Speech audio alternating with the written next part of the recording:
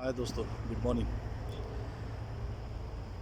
आज हम बात करेंगे इसका फोल्डिंग के हाइट के बारे में, रेशियो के बारे में कि इसका फोल्डिंग कितना हाइट आप बिना ड्राइंग के बना सकते हैं और कितना हाइट कम बना सकते हैं या ज़्यादा बना सकते हैं। मतलब ये चीज़ हम लोग इस पे डिस्कस करेंगे और बाद में लेडर के भी बारे में डिस्कस करेंगे।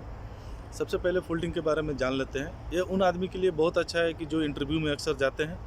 इंटरव्यू में अक्सर ये बातें पूछ ली जाती है। सबसे पहले जो इंटरव्यू देते हैं उनके लिए बहुत अच्छा हेल्प होगा।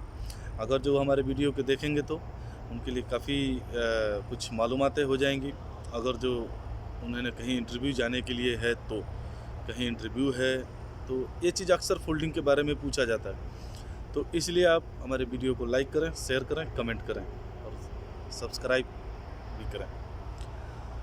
तो हमारा रूल्स क्या करता है फोल्डिंग के बारे में। सबसे पहले लैंड ऑफ मार्क देखना पड़ता है कि वहाँ का रूल्स क्या है, जिस कंट्री में आप हैं वहाँ का रूल्स क्या है।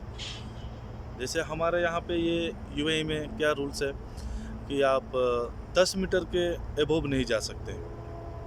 10 मीटर के बिलो आप बना सकते हैं फोल्डिंग, वो भी कुछ फोल्डिंग। ऐसा नहीं है कि 10 मीटर के नीचे ड्राइंग नहीं चाहिए।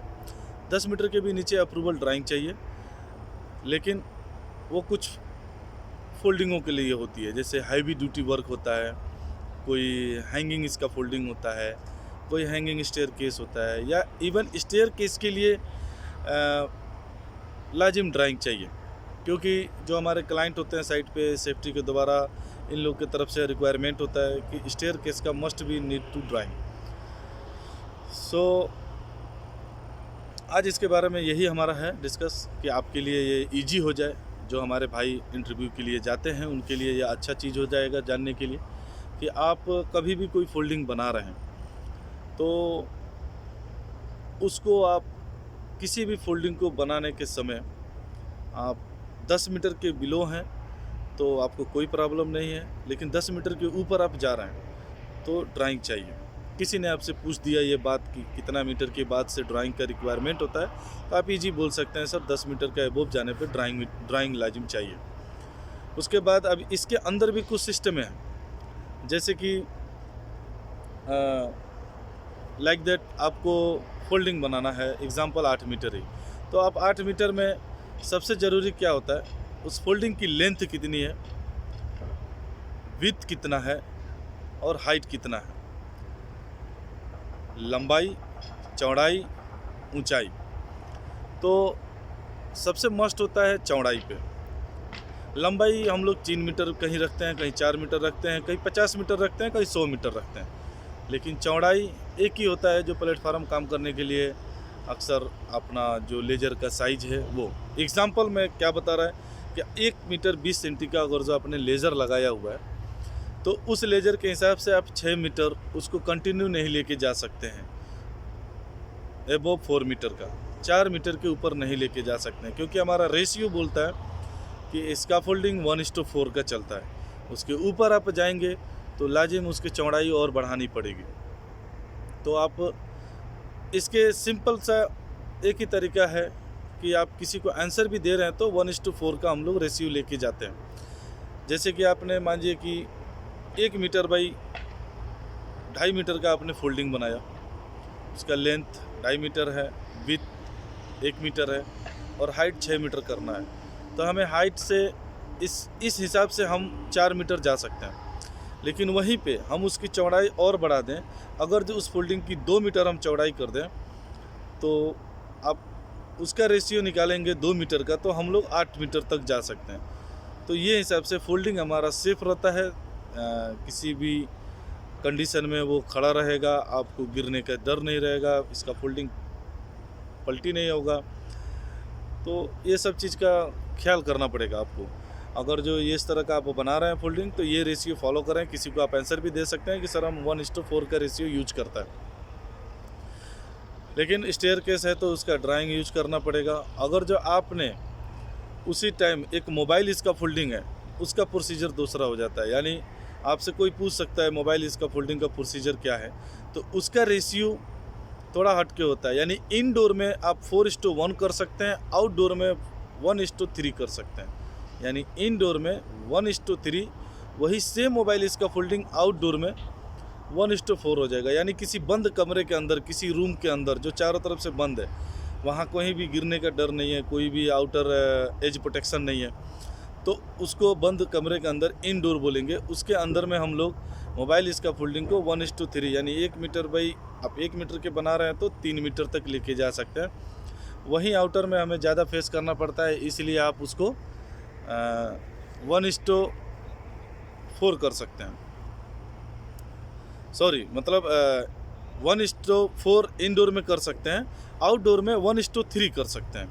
यानी कि 1 मीटर बाई 1 मीटर के अंदर में है रूम के अंदर, तो आप उसको 4 मीटर हाइट तक ले जा सकते हैं। आउटडोर में है तो उसको सिर्फ 3 मीटर हाइट लेके जा सकते हैं। तो ये चीज़ का ख्याल करना पड़ेगा आपको ये मोबाइल इसका फोल्डिंग के बारे में, ख़ास तौर से क्योंकि मोबाइल इसका फोल्डिंग बिल्कुल लूज जगह पे बनाने के अलाउ नहीं है। उसके लिए सॉलिड कंक्रीट होना चाहिए, या जगह में है उसमें भी रबर बिल के देखना है।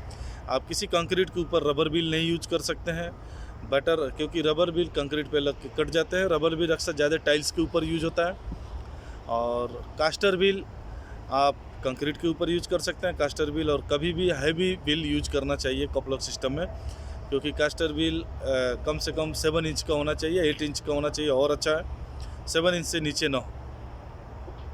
उसके बाद सेम यही चीज़ हमारे लेडर में आता है, एल्युमिनियम लेडर में। एल्युमिनियम लेडर में कितने आदमी बोल देते हैं, कोई उनसे पूछ देता है हमारा लेडर का राइट एंगल क्या होना चाहिए, कितने का उसका रेशियो चलता है, तो कितने आदमी कंफ्यूज हो जाते हैं। कोई बोलता है 75 डिग्री होना चाहिए, कोई 90 डिग्री बोल देता है। इस दोनों चीज़ में आदमी को कन्फ्यूजन होता है, इसलिए इस कन्फ्यूजन को मैं दूर करने के लिए एक शॉर्ट बता रहा हूँ, आप किसी को भी बोलेंगे वो समझ जाएंगे। उसका भी, लेडर का भी 1:4 का रेशियो होता है। यानी कि आप इस सीढ़ी को कहाँ आपने बांधा है या क्लम्प लगाया है, यानी एग्जाम्पल आपने 4 मीटर में उसको टाई किया हुआ है, 4 मीटर पे आपने उसको रस्सी से बांध रहे हैं। रस्सी भी नायलॉन रोप होना चाहिए या लेडर क्लम्प होना चाहिए। आप जहाँ भी बांधेंगे उस जगह से सीधा नीचे, उस जगह से सीधा नीचे, नीचे से 1 मीटर आपको छोड़ना है, तो वो अपने आप वो अपने एंगल में आ जाएगा। यानी कि इससे सिंपल आदमी पहचान सकता है कि लेडर का भी 1:4 का रेशियो होता है। यानी हमने जहाँ 4 मीटर पे बांधा हुआ है, नीचे उसी जगह का सीधे से 1 मीटर पीछे है। तो आप इससे कभी भी आपके दिमाग में रहेगा, यानी हमने 2 मीटर पे बांधा है तो 50 सेंटी पे है, तो दूर से देखने के लिए जो भी राइट एंगल है उसका वो बराबर मिलेगा। और ये लेडर के बारे में आपको देखना पड़ेगा कि लेडर में सबसे मस्ट ज़रूरी है इंस्पेक्शन। लेडर में जैसे रबर बूट होना चाहिए, लेडर डैमेज नहीं होना चाहिए, उसका रन्स डैमेज नहीं होना चाहिए, उसका साइड डैमेज नहीं होना चाहिए, और उसका मंथली कलर कोड होना चाहिए। तो ये हमारा एल्युमिनियम लेडर में, क्योंकि एल्युमिनियम लेडर आपने डैमेज लगा दिया तो वो डैमेज लेडर एक बड़ा एक्सीडेंट लेने के चांस में आ सकता है। इसलिए कभी भी आप अपने इसका फोल्डिंग को बना रहे हैं, उसमें लेडर सबसे मस्ट लगाने से पहले आप उसको इंस्पेक्ट करें, उसका मंथली कलर कोड क्या है वो डालें, उसका बूट्स, रन्स, साइड हैंडरेल्स ये सब चेक करके कोई डैमेज नहीं है, फिर उसके बाद लगाएं। तो आई होप कि आपको ये मेरा 2 टॉपिक आज अच्छा लगा हो, अपनी वीडियो भी अच्छा से समझाओ। Thank you, good bye.